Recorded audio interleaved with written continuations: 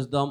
శిలువ శ్రమలను ధ్యానం చేస్తున్న మీ అందరికీ, ఉపవాసాలు ఉంటున్న మీ అందరికీ, అలాగే ప్రతిరోజు మరి క్రమంగా మరి వ్యక్తిగతంగాను అలాగే సంఘముగాను సమాజముగాను కూడుకుంటూ దేవుని యొక్క వాక్యాలు ధ్యానము చేస్తూ శిలువ ధ్యానము చేస్తూ పాప మాలిన్యాలను కడుక్కుంటూ మరి శిలువకు చేరువుగా లోకానికి దూరముగా మరి ఉంటూ శిలువ చెంత చేరి మీ కలుషాలను కడిగి వేసుకుంటూ మరి పవిత్రీకరించబడుతున్నటువంటి మీ అందరికీ కూడా మరి ఇటు అవకాశాన్ని ఇచ్చిన ప్రభుకి మహిమ చెల్లిస్తూ మరి దేవుని యొక్క వాక్య ధ్యానానికి వెళ్దాం. యెషయా గ్రంథము 53వ అధ్యాయము 3వ వచనం. అతడు తృణీకరింపబడినవాడు ఆయను. చాలండి. అతడు తృణీకరింపబడినవాడు ఆయను.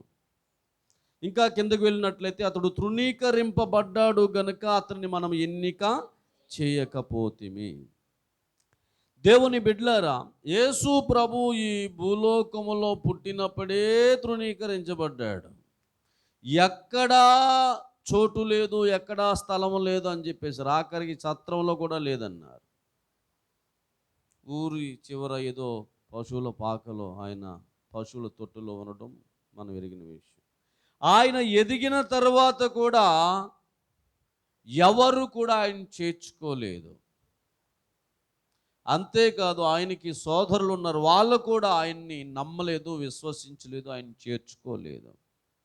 అంతెందుకండి, యేసు ప్రభు పగలేమో బోధ చేసేవాడు, రాత్రులేమో కొండకో లేకపోతే గెత్సేమనే తోటకో వెళ్ళిపోయేవాడు. కారణం ఏంటంటే శుభ్రంగా రొట్టెలు తినేసేవారు, శుభ్రంగా చేపలు తినేసేవారు, శుభ్రంగా ద్రాక్షారసం తాగేసేవారు, శుభ్రంగా అద్భుతాలు పొందేసుకునేవారు, శుభ్రంగా ఆనందించి సంతోషించి వాళ్ళ అవసరాలు తీసుకుని వెళ్ళిపోయేవారు. యేసు ప్రభు ఎక్కడికి వెళ్తున్నాడు, ఎక్కడ ఉంటున్నాడో, ఆయనకు మంచం ఉందో, దుప్పటి ఉందో, షెల్టర్ ఉందో లేదో ఏమి ఆలోచన చేసేవారు కాదు. ఏమీ లేకే ఆయన ఒలివ కొండకి గెత్సేమనే తోటకి వెళ్తూ ఉండేవారు.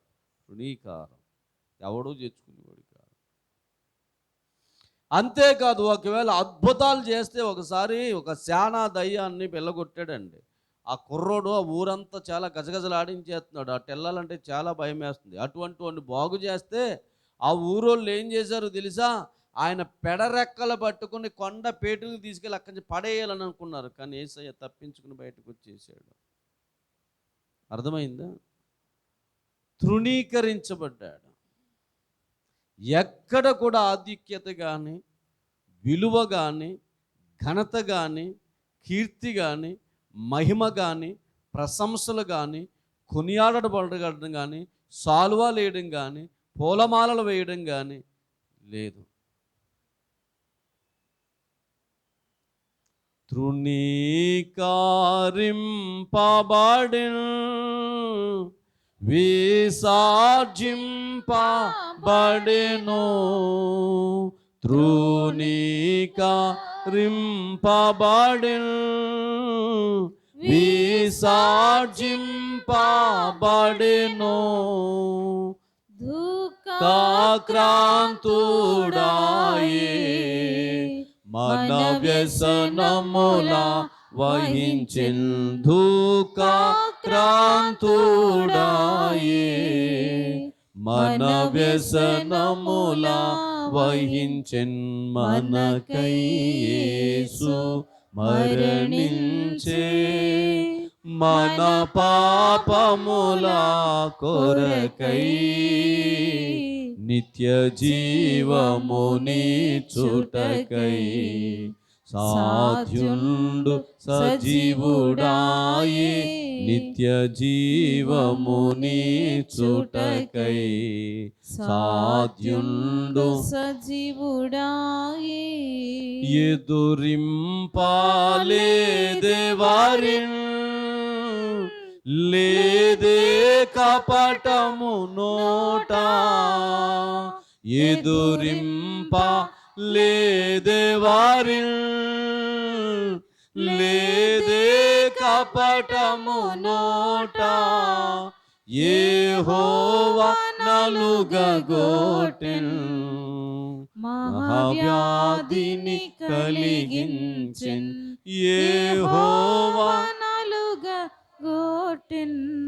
మహావ్యాధిని కలిగించెన్ మనకై యేసు మరణించే, మన పాపముల కొరకై నిత్య జీవమునిచ్చుటకై, సాధ్యుండు సజీవుడాయి నిత్య జీవమునిచ్చుటకై, సాధ్యుండు సజీవుడా. ఏ జనులను రక్షించడానికైతే వచ్చారో ఆ జనులు యేసయ్యను చేర్చుకోలేదు. అడుగడుగున అవమానపరిచారు, అడుగడుగున హేళనకు గురి చేశారు. ఆయనని అస్సలు ఎవ్వడు గౌరవించలేదండి. ఈయన వడ్లవాని కొడుకు కాదా, మెస్సయ్య అంటాడేంటి, యేసయ్య అంటాడేంటి, రక్షకుడు అంటాడేంటి అన్నారు. ఈయన యోసేపు కొడుకు కదా, మరియమ్మ కొడుకు కదా, రక్షకుడని ఎలా నమ్మమంటారు మమ్మల్ని? ఈయన ఆ యోధా బెత్లెహేములో మన ఊర్లో పుట్టినోడు కదా, ఈయన మనతో పాటు నజరేతులో పెరుగునోడు కాదా, ఈయన అక్కించి రావడం ఏంటి? వీళ్ళ అన్నదమ్ములు, అక్క చెల్లెండ్రులు, ఫ్యామిలీ బ్యాక్గ్రౌండ్, ఈయన చేసే ఆక్యుపేషన్, ఈయనకు వృత్తి ఇదంతా మాకు తెలీదా? లెక్క చేయలేదు, ఎన్నిక చేయలేదు. ఎవ్వరు కూడా ఆయన చేసు అద్భుతాలు చేస్తే చూసిపోయేవారు తప్ప, ద్రాక్షారసం చేస్తే చూసి తాగిపోయేవారు, రొట్టెలు చేస్తే తినిపోయేవారు, స్వస్థతలు చేస్తే పొందుకుని పోయేవారే తప్ప ఎవరు కూడా ఆయన గౌరవించలేదు. ఎవరినైతే రక్షించడానికి వచ్చారో వాళ్ళే యేసును శిక్షించారు. ఓ మస్తాను గుర్రం మీద వెళ్తున్నాడు. గుర్రం మీద వెళ్తుంటే సాయం సంధ్య వేళది ప్రమాదవశాత్తు గుర్రం పడిపోయింది. ఆ గుర్రం మించి మస్తాను కూడా పడిపోయి చెరులో పడ్డాడు. ఆ మార్గం గుండా ఒక పేదాయన, ఒక క్రైస్తవుడు నడుచుకుంటూ వెళ్తూ ఉన్నాడు. చెరులో శబ్దం వస్తుంది ఏంటి అని అటువైపుగా చూస్తే మస్తాను చావు బ్రతుకుల్లో ఉన్నాడు.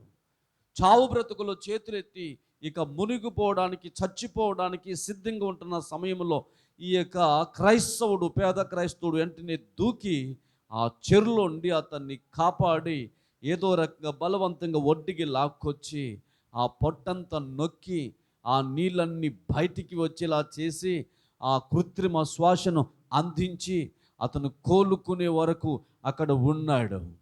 మొత్తానికి ఆ యొక్క మస్తాను కోలుకున్నాడు.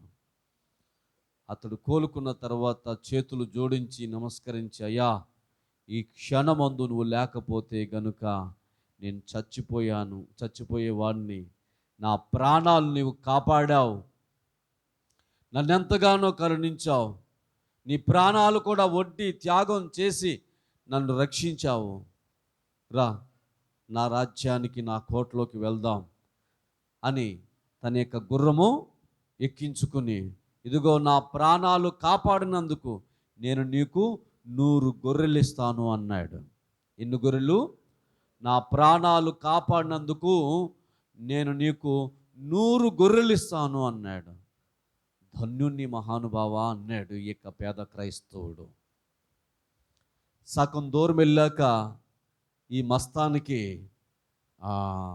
అయ్యో బాబాయ్, 100 గొర్రెలు ఇచ్చేనా, అవి చాలా ఖరీదు కదా, ఇదిగో 100 గొర్రెలు కాదు కానీ 100 వరహాలు ఇస్తానులే అన్నాడు. చిత్తం బాబోయ్య, మీరు ఎలాగంటే అలాగే అని చెప్పేసాను అన్నాడు. ఇంకా కాస్త దూరం వెళ్ళాక, వీడికి 100 వరహాలు ఎందుకు, రే 100 వరహాలు ఇవ్వను కానీ గొర్రెలు ఇంకో జబ్బొచ్చి చచ్చిపోతాయి గనుక గొర్రెలు ఇవ్వను, వరహాలు ఇస్తాను, 100 వరహాలు గనుక అవి ఉంచుకున్నాడు. సరే బాబాయ్ అన్నాడు. మళ్ళా కాసేపటికి 100 వరహాలు నీ దగ్గర ఉన్నాయంటే ఎవరైనా దొంగలు దొంగిలించేస్తారు, ఎత్తుకుపోతారు, అవి వద్దు, నీకు గుడి చేస్తాను, నీకు ఓ గుడి చేస్తాను, ఆ గుడిసెలో ఉండి నువ్వు చక్కగా విశ్రాంతి తీసుకోవచ్చు అన్నాడు. ఏదోటి బాబయ్య, ఏదోటి చేయండి అయ్యా. సరే, మొత్తానికి కోటలో ప్రవేశించాడు. ప్రవేశించిన తర్వాత ఎక్కడ్రా అనేసరికి సైనికులు వచ్చి పడ్డారు. ఈ పేద క్రైస్తవుడికి 100 కొరడా దెబ్బలు కొట్టండి అన్నాడట. అదేంటి బాబయ్య, మీ ప్రాణాలు రక్షించాను, నా ప్రాణాలు ఒడ్డి రక్షించాను. అలా కాదు, నీకు కొరడా దెబ్బలు కొడితేనే బాగా గుర్తుండి నా కోసం ప్రార్థన చేస్తావు అని అన్నాడంట. చూసారా, 100 గొర్రెలు అయిపోయాయి, 100 వరహాలు ఇస్తానన్నారు. గొర్రెలు ఇస్తేనేమో జబ్బు వచ్చి చచ్చిపోతాయని ఇవ్వనన్నాడు. వరహాలు ఇచ్చేమో ఎవరన్నా ఎత్తుకుపోతానని అయ్యి కూడా వద్దన్నాడు. ఆ తర్వాత గుడిసేస్తానన్నాడు. గుడిసి లేదు, ఏమీ లేదు.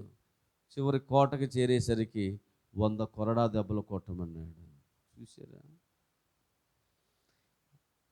ఎవరినైతే రక్షించాడో ఏక పేద క్రైస్తవుడు, ఆ వ్యక్తి ఇతని కొరడాలు కొట్టాడు. అలాగే ఎవరినైతే రక్షించడానికి వచ్చాడో యేసయ్య,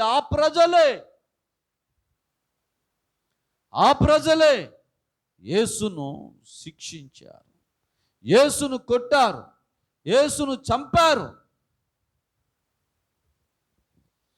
అపోస్తుల కార్యము 22వ అధ్యాయం 23వ వచనం చూసినట్లయితే, దేవుడు నిశ్చయించిన సంకల్పం చొప్పున ఆయన భవిష్యత్ జ్ఞానమును అనుసరించి అప్పగింపబడిన ఈయనను మీరు దుష్టుల చేత సిలువ వేయించి చంపేశారు.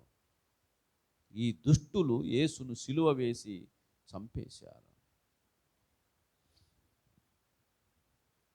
రక్షించడానికి వచ్చిన వాణ్ణి శిక్షించేశారు. రక్షించడానికి వచ్చిన వాణ్ణి శిక్షించారు. ఓసారి ఒక రాత్రి జాలరు చేపలు పడుతున్నాడట. చేపలు పడుతుంటే ఏదో పెద్ద శబ్దం వచ్చింది. పెద్ద చేపలేమనుకుని చూస్తుంటే ఒకడు నీటిలో కొట్టుకుపోతుంటే వెంటనే అతను వల వేయడం ఆపేసి వాడిని రక్షించి వాడిని ఆ యొక్క నీటిలోండి తీసి శ్వాస అందించి ఇవన్నీ చేసి మొత్తానికి ఇంటికి చేర్చాడు. ఇంటికి చేసిన తర్వాత తెల్లారుజామున ఎలాగున్నా అబ్బాయి అని అడిగాడు. నీ పని చూసుకోవయ్యా, నా జోలు నీకెందుకు, నువ్వు పని చూసుకో అన్నాడంట. అప్పుడు కథ చెప్పాడు, రాత్రి జరిగిన కథ. అబ్బాయి, నేను ఎలా చేపలు పట్టుకుంటుంటే ప్రమాదవశాత్తు నువ్వు నీటిలో మునిగిపోయావు, తాగేసి ఉన్నావు. తాగిన మత్తులో నీటిలో మునిగిపోతుంటే నేను రక్షించి నానా తంటాల పడి ఆ నీళ్లు బయటకు లాగి శ్వాస అందించి నిన్ను భుజాన మోసుకెళ్ళి ఇంటికాడ అప్పచెప్పాను, ప్రాణాలు కొట్టి బ్రతికించానంట. చాలా మంచి పని చేసావులే అన్నాడంట. అప్పుడు వెంటనే వాక్యం గుర్తు వచ్చిందంట ఇతనికి. నాయనా, ఆనాడు నిన్ను తృణీకరించారంటే ఏంటో అనుకున్నాను. ఇంత ప్రాణాలకి త్యాగం చేసి రాత్రి వేళ వాడిని లాక్కొచ్చి వాడిని నీళ్లు బయటికి రప్పించి వాడికి శ్వాసను అందించి భుజాలపై వాడిని మోసి వాడిని రక్షిస్తే చేసావులే అంటున్నాడు. కనీసం గుర్తింపు అనేది లేకుండా ఈనాడు కూడా మనుషులు నీకోసమే ప్రాణాలు పెట్టాడు అని అంటే, నీకోసమే శిక్ష పొందాడు అని అంటే ఏమి అర్థం కావట్లేదు. ఓసారి ఈస్టర్ జరుగుతుందంట. ఈస్టర్ జరిగితే అప్పుడు అందరూ కూడా క్రీస్తు నేడు లేచానని అందరూ కూడా శుభాలు చెప్పుకుంటారు కదా. ఆ చర్చిలో ఒక ఆయన క్రీస్తు నేడు లేచాను అని చెప్పేసి అన్నాడంట. అలాగా అన్నాడంట. అంటే వాడు చర్చికొచ్చినోడే, క్రీస్తు నేడు లేచినని శుభాలు చెప్తుంటే అలాగా అన్నాడంట. అంటే వాడికి యేసయ్య వచ్చినట్టు, యేసయ్య చనిపోయినట్టు, యేసయ్య లేచినట్టు, యేసయ్య మళ్ళీ తిరిగి వస్తున్నట్టు ఏమీ కూడా వాడికి తెలియదు. ఏదో నామకార్థంగా వచ్చేస్తున్నాడంటే, ఈనాడు కూడా చాలామంది నామకార్థంగా బాప్తిజమే, వాక్యం ఏం తెలీదు. బాప్తిజం ఎందుకు పొందావు, చర్చికి ఎందుకు వస్తున్నావు, బైబిల్ ఎందుకు చదువుతున్నావు, వాక్యాలు ఎందుకు వింటున్నావు, అసలు ఈ ఒక్క వాక్యం గుండెలో ఉంటాయి కదండి. అసలే క్రైస్తవులకి కొంతమంది బాప్తిజం ఎందుకు పొందారో కూడా తెలియదు. అసలే క్రీస్తు నేడు లేచెను అంటే యేసయ్య లేచాడయ్యా, మరణానికి గెలిచి లేచాడంటే ఆహా అలాగా ఇప్పుడే విన్నాను అన్నట్టుగా చెప్తున్నాడు. ఇందాక కూడా ఎవరో చెప్పారు అంటున్నాడంట. ఇందాక కూడా ఎవరో చెప్పారు అలాగే. అలాగైంది క్రైస్తవ్యం ఈనాడు. తృణీకరించబడ్డాడు యేసయ్య నీ కోసం, నా కోసం, మన కోసం. ఏ మాత్రము కూడా గౌరవ మర్యాదలు లేనే లేవు.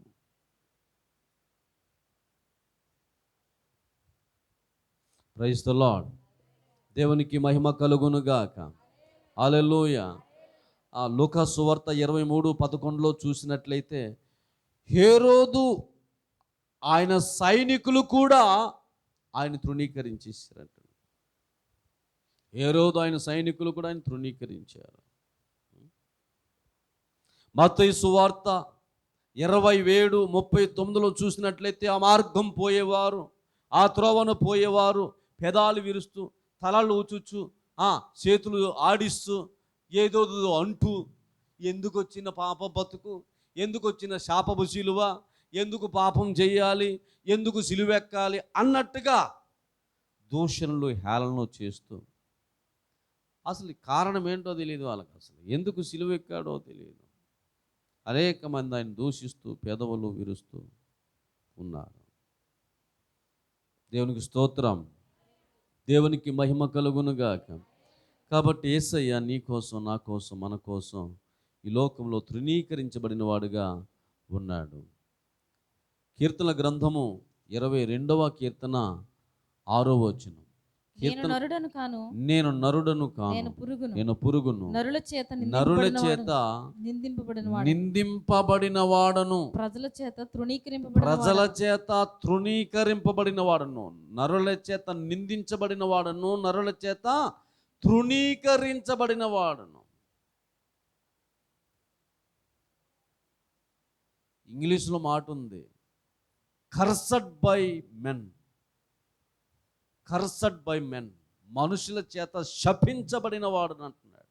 మనుషులు ఆయన్ని శపించేశారంట. ఏమండి అంత శాపపు మాటలు అనడానికి, అలా తృణీకరించబడడానికి, అలా నిందించడానికి ఏం తప్పుంది? ఏంటి రీజన్? కారణం ఏముంది? ఆయనలో ఏ లోపం ఉంది? ఎవరన్నా తిట్టాడా, కొట్టాడా, అపహసించాడా, పరిహసించాడా, దొంగతనం చేశాడా, వ్యభిచారం చేశాడా?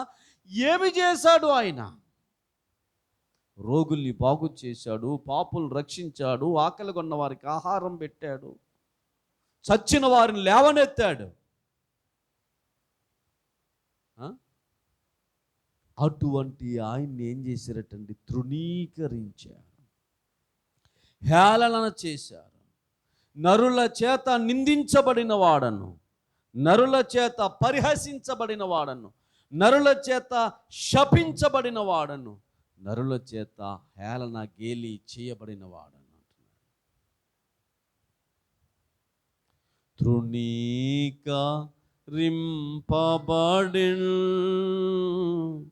విసర్జింపబడెను, తృణీకరింపబడిన్ విసర్జింపబడెను, దుఃఖాక్రాంతుడాయే మన వ్యసనములా వహించెన్. మనకి ఎక్కడైనా గౌరవం దొరకకపోతే చాలా షేమ్ ఫీల్ అవుతాం. ఒకసారి ఒక సహోదరి తన కూతురు వివాహం జరుగుతుంటే అబ్బాయి తరపులతో పాటు ఈ అమ్మాయి ఫోటోలో దిగేస్తుందంట. ఈ అమ్మాయి యొక్క పెద్దమ్మ వాళ్ళని ఎవరిని పిలవట్లేదంట, వాళ్ళ ఫోటోలు తీసుకోవట్లేదంట. ఇంకా అంతే, భోంచేయడం మానేసి వెళ్ళిపోయింది. ఏంటి, సొంత పెద్దమ్మే పెళ్ళికొడుకోల తరపున వాళ్ళతో ఫోటోలు అని కేకేసి మళ్ళా ఫోటోలు దిగేస్తుందని, నన్ను కనీసం ఫోటో దిగరా పెద్దమ్మ అని కానీ, పెద్దమ్మ పిల్లల్ని కానీ పిల్లలేదని షేమ్ ఫీల్ అయ్యి వెళ్ళిపోయింది. మరొకసారి ఒక బర్త్డే ఫంక్షన్లో కొంచెం గెస్ట్లో ఎవరో పిలుచుకుంటారు కదా, ఏదైనా ఫంక్షన్లు చేసేటప్పుడు ఆ? ఆ, పిలుచుకుంటారు కదా, ఆంటీ ఒక్కసారి వాళ్ళు అయిపోయిన తర్వాత కూర్చుంది కానీ లెగు అన్నదంట వాళ్ళ ఆంటీని. పిలిచి అవమానపరుస్తావా అని చెప్పేసి భోంచేయకుండా పెద్ద రభసేసి. ఏమంటే ఎక్కడికైనా మనం ఫంక్షన్కో, పెళ్ళికో, పార్టీకో, బంధువులో, మిత్రుల్లో ఎవరైనా మనం పిలిచినప్పుడు అక్కడ మనల్ని కూర్చున్న వాళ్ళు లేచిపోమంటే, లేకపోతే బంధువులు అందరితో కలిసిపోయి మనతో మాట్లాడకపోతే, అందరితో క్లోజ్గా బాగానే మాట్లాడుతున్నాం, మనం బాగా కావాల్సిన వాళ్ళు కనీసం మనల్ని పట్టించుకోవట్లేదు అనుకో, ఎంత సేమ్ అయిపోతాం. బండి స్టార్ట్ చేసి వెళ్ళిపోతాం అర్జెంటుగా. ఇక్కడ మనకు గౌరవం లేదు, మర్యాద లేదు అంటాం కదా. రైటేనా? యేసయ్య ఈ భూలోకానికి రక్షించడానికి సమస్తం త్యాగం చేసి వస్తే ఎవడు చేర్చుకున్నాడు, ఎవడు నీళ్ళు ఇచ్చాడు? శ్రమ వచ్చి ఉన్నది, సహాయము చేయవాడు లేడు. 22 అధ్యాయం 11 కీర్తన గ్రంథం. శ్రమ వచ్చింది, సహాయము చేయవాడు లేడు. ఎంతో మంది సహాయం పొందుకున్నారు. కుంటోడు బాగుపడ్డాడు, గుడ్డోడు బాగుపడ్డాడు, మోగోడు బాగుపడ్డాడు, దయ్యాలు వెళ్ళిపోయాయి, చచ్చినోళ్ళు లేచారు, నడువంగుపోయిన స్త్రీ బాగుపడ్డాది, రక్తస్రావ రోగం స్త్రీ బాగుపడ్డాది, లాజరు బ్రతికాడు, భర్తమై చూపొచ్చింది. ఎంతమంది బాగుపడ్డారు, ఎంతోమంది ఆకలి తీర్చబడ్డారు. కానీ ఒక్కడు సహాయం చేసేవాళ్ళు లేడు. 12 మంది శిష్యుల్లో ఒక్కడు లేడు, సహాయము చేసేవాళ్ళు లేడు, కనీసం నీళ్ళు ఇచ్చేవాళ్ళు లేడు, కాస్త సిలువ మోచేటప్పుడు హెల్ప్ చేసేవాళ్ళు లేడు, అయ్యో పాపం అని ప్రక్కన ఓదార్చేవాళ్ళు లేడు, ఆయనకి తీర్పు తీస్తుంటే ఎందుకు ఇలా చేస్తున్నారని మాట సహాయం చేసేవాడు కూడా లేడు, సిలువ మోస్తుంటే సహాయం చేసేవాళ్ళు లేడు, దాహం అన్నప్పుడు నీళ్ళు ఇచ్చేవాళ్ళు లేడు, పడిపోతుంటే పట్టుకునేవాళ్ళు లేడు. శ్రమ వచ్చి ఉన్నది, సహాయం చేసేవాడు. నీకెన్నో సహాయం చేశాడు యేసయ్య, నీకెన్నో మేలు చేశాడు, నీకెన్నో ఉపకారాలు చేశాడు. కానీ ఆయనకి శ్రమ వచ్చినప్పుడు సహాయం చేసేవాడు లేడు. దేవునికి స్తోత్రం, హల్లెలూయా. శ్రమ వచ్చి ఉన్నది, సహాయము చేసేవాడు ఎవడు కూడా లేనే లేడు. అందుకే యేసు ప్రభుని గురించి రాయబడ్డది 22 అధ్యాయం 14 నేను నీళ్ళ వలె పారబోయబడి ఉన్నాను. నేను నీళ్ళ వలె, I am flowing like a water. వాటర్ని పారబోసినప్పుడు ఎవడు కూడా బాధపడ్డు. పాలు పారబోస్తే బాధ, అయ్యో పాలు ఒలకబోసేసాడు. తేనె ఒలకబోస్తే అయ్యో తేనె ఒలకబోసేసాను. నూనె ఒలకబోస్తే అయ్యో నూనె ఒలకబోసేసానే. అమృతం ఒలకబోస్తే, ఆయిల్ ఒలకబోస్తే ఆయిల్ పోయిందంట. నీళ్ళు పారబోసేటప్పుడు ఎవడు బాధపడ్డు. నేను నీళ్ళ వలె పారబోయి, అంత టేక్ ఇట్ ఈజీగా ఉన్నాడు ప్రజలకి, చాలా ఈజీగా, చాలా సామాన్యంగా. వడ్లవాడే కదా, పల్లెటూరోడే కదా, మన మధ్య పుట్టినోడు కదా, మన మధ్య పెరిగినోడు కదా, ఆ మరియా యోసేపులు కొడుకే కదా, ఎక్కువ ఆయన పాపులతోనూ వాళ్ళ ఇళ్ళలో భోంచేస్తాడు కదా. చూసారా, ఇన్ని అద్భుతాలు ఏమైపోయాయి, ఇన్ని బోధలు ఏమైపోయాయి, ఒక్కడు గౌరవించటం, మర్యాద చేయటం అనేది లేదు. I'm flowing like a water, నేను నీళ్ళ వలె పారబోయబడి ఉన్నాను, నీళ్ళ వలె పడిపోయాను.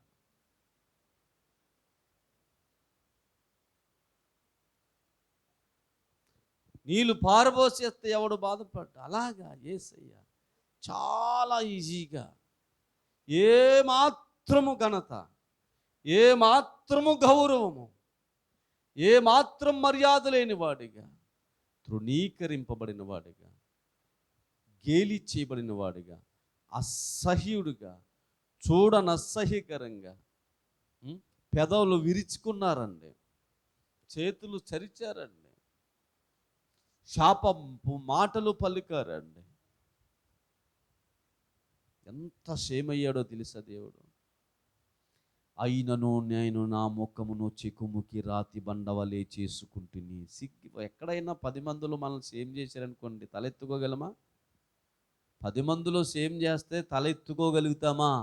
దుప్పటి ముసుకేస్తాం, ఒక 6 రోజులు బయటికి రాము. ఎంత సేమ్ చేశారు అక్కడ నన్ను, ఎంత సిగ్గుపరిచారు నన్ను అక్కడ, ఆ?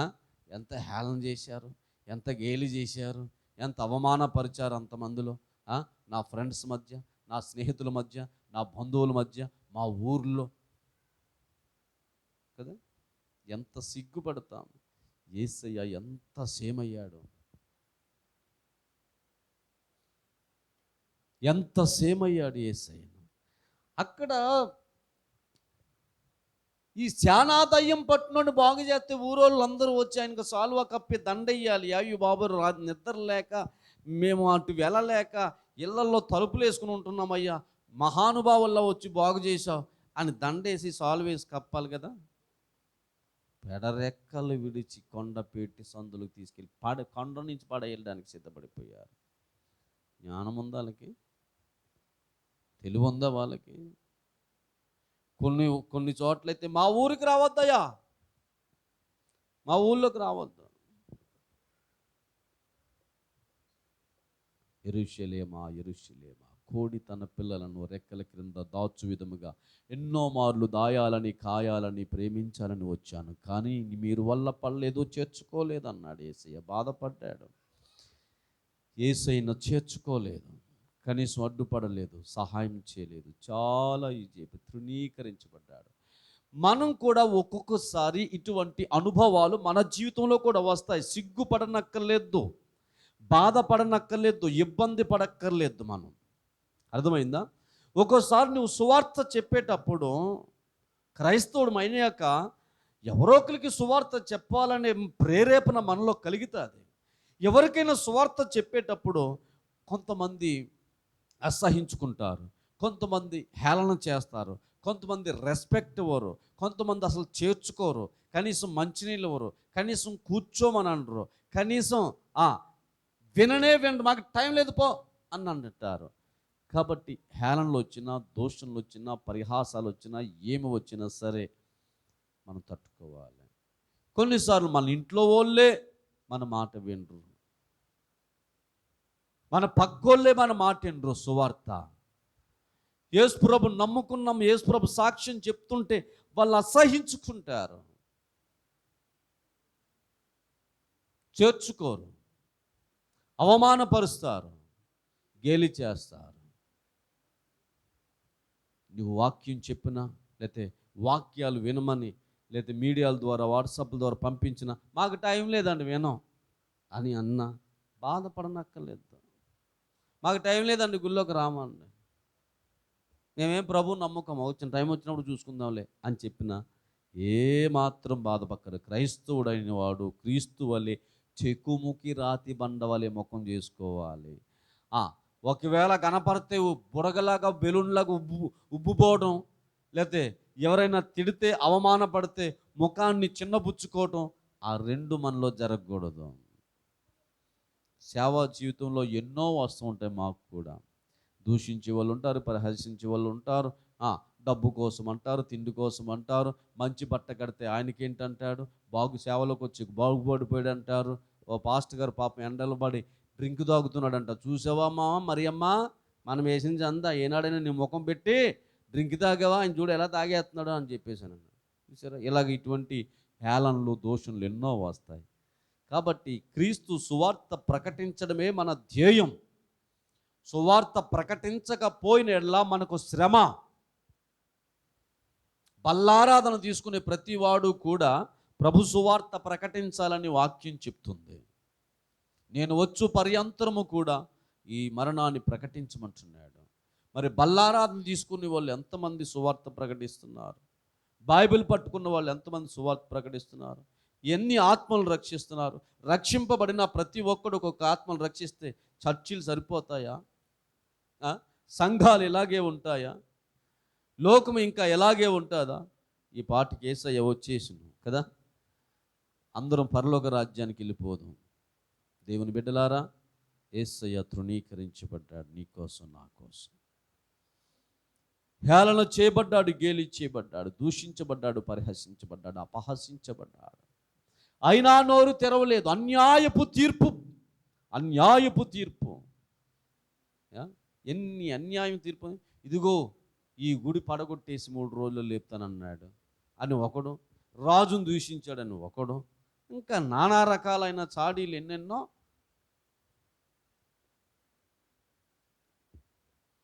నీ కోసం నా కోసం ఎంత యాగత్యాగ చేశాడు, ఎంత అవమానపరచబడ్డాడు మహాదేవుడు. పూజింపబడే దేవుడు, పొగడబడే దేవుడు, ఆరాధింపబడే దేవుడు, మహిమలో ఉండే దేవుడు, సింహాసనం మీద ఉండేవాడు, ముల్లోకాలలో ప్రశంసింపబడే దేవుడు, దేవదూతల ద్వారా ప్రశంసింపబడే దేవుడు, భక్తుల ద్వారా ఆరాధింపబడే దేవుడు, మహిమలో ఉండే దేవుడు మట్టి మీదకు వచ్చి మట్టి మనుషుల దగ్గరకు వచ్చి రక్షించడానికి వస్తే ఏం జరిగింది? ఆ మస్తాన్ ఏం చేశాడు? రక్షించిన ఆ పేద క్రైస్తవుణ్ణి కొరడాలతో శిక్షించినట్టుగా నిన్ను రక్షించడానికి వచ్చిన యేసయ్యను మన పాపాలే శిక్షించాయి, మన శాపాలే శిలువగా మారి, మన తలంపులే ముళ్ళ కిరీటంగా మారింది, మన దేహముతో చేసిన పాపాలే ఆయన దేహాన్ని చీల్చాయి, అవమానపరిచాయి. ఒకవేళ యేసయ్య ఇంకా ఘనముగా ఉండాలి, ఆయన నా ద్వారా ఘనపరచబడాలి, నా ద్వారా మహిమపరచబడాలి, నా ద్వారా ఆయన పొగడబడాలి అనుకుంటే గనుక మనము మా లోకము జోలికి, పాపము జోలికి, శరీరాశల జోలికి, లోకాశల జోలికి వెళ్ళక ఉన్నట్లయితే తప్పనిసరిగా నీ ద్వారా ప్రభువు మహిమపరచబడతాడు.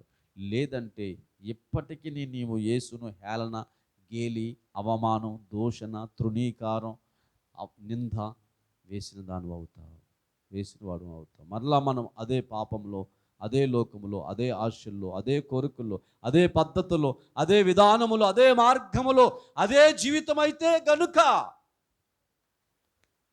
యేసును నువ్వే అవమానపరుస్తున్నట్టు వాళ్ళు కాదు, యేసు నువ్వే తృణీకరిస్తున్నట్టు వాళ్ళు కాదు. గనుక గ్రహించుకొని, ఒకవేళ నువ్వు సువార్త చేస్తున్నావు, ఎవరైనా నిన్ను చేర్చుకోకపోయినా సిగ్గుపడకు, తృణీకరి. ఒకసారి యెహెజ్కేలుతో దేవుడు అన్నాడు, వెళ్ళు. చెప్పాను, నేను వెళ్ళలేనయ్యా అన్నాడు. ఇర్మియాతోడు అన్నాడు, నువ్వు వెళ్ళు. వాళ్ళ దుర్మార్గులు, దొంగలు, దుష్టులు, పాపులు, వాళ్ళు మూర్ఖులు, క్రూరులు, వాళ్ళు పశు మనస్తత్వం కలిగి, అయినా నువ్వు చెప్పు, విన్నా వినకపోయినా అంటాడు. హల్లెలూయా. కాబట్టి చెప్పాల్సిన బాధ్యత మంది, అవమానమైన ఘనత అయినా ప్రార్థించాల్సిన బాధ్యత మనది. యేసయ్య అంతటి వాడే ఇంత అవమానానికి, సిగ్గుకు ఓర్చుకున్నాడంటే మరి సిలువ సువార్త ప్రకటించడానికి వెళ్ళి నీవు చెబుతున్న నీవు ఒక్కసారి ఎవరో ఏదో అన్నారని మానేసి కూర్చుంటామా? అలాగైతే ఎన్ని అవమానాలు మాకు వస్తుంటాయి, సేవ మానేసి కూర్చున్నామా?